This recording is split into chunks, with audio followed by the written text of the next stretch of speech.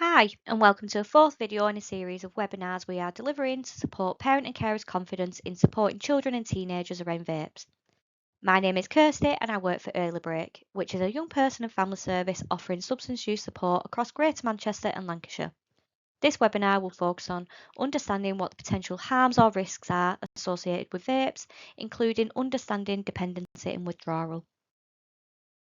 There are various things that could impact on health when it comes to vaping. This can include coughing, dry or sore mouth and throat, shortness of breath, irritation of the mouth or throat, headaches, dizziness, nausea, increase in blood pressure, increase in adrenaline, and potential heart attack. There's also the impact on the environment. Vapes are difficult to recycle due to the materials used to create them. The batteries are highly flammable and have been causing fires in lorries and waste processing centres. There's also the risk of exploding if charged incorrectly or overheating. And if vapes are littered or in a landfill, there's a risk of harmful chemicals leaking into the environment. Nicotine is addictive and it can impact on brain development. Brain plasticity is the ability of neural networks in the brain to change through growth and reorganisation. And with nicotine being highly addictive both physically and psychologically, it's often described as a craving. Young people's brains are like sponges, and habits can take place very quickly, but they can also be broken just as quick, given the right support in place.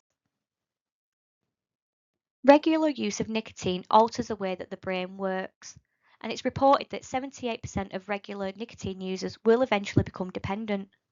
But due to nicotine's addictive nature, even infrequent use can lead to dependence. And when you form a dependency, cravings can feel overwhelming and intense. For the dependent person, overcoming cravings may look like using nicotine again or going to sleep. But there are many healthy distraction techniques that can help manage cravings.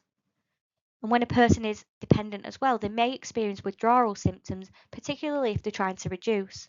This may look like intense cravings, feelings of anger and frustration, difficulty concentrating and studying, feeling tired and groggy, having trouble sleeping.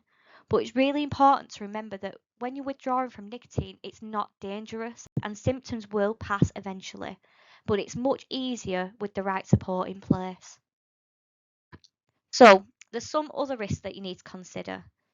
If a young person is using unregulated vapes, it could put them at risk of ingesting unsafe levels of nicotine and possibly illicit substances.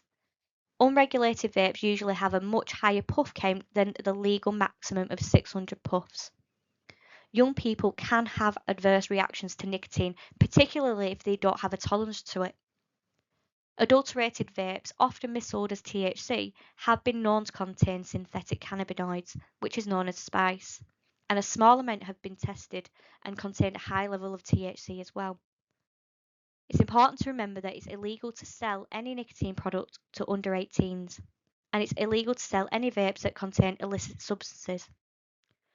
Also, home testing kits are unreliable and they may draw false positives. Using vapes that young people can't afford could draw them into crime and at risk of being exploited. And vaping is commonly used as a coping strategy, but it could be negatively impacting on a young person instead. Thank you for watching today. Please like and share this video on what you've learnt with other parents and carers. Our next webinar will focus on ways to help and support your child or teenager when vaping. If you'd like more information about Early Break, the type of supports we offer, then scan the QR code which will take you to our website. Or you can Google us.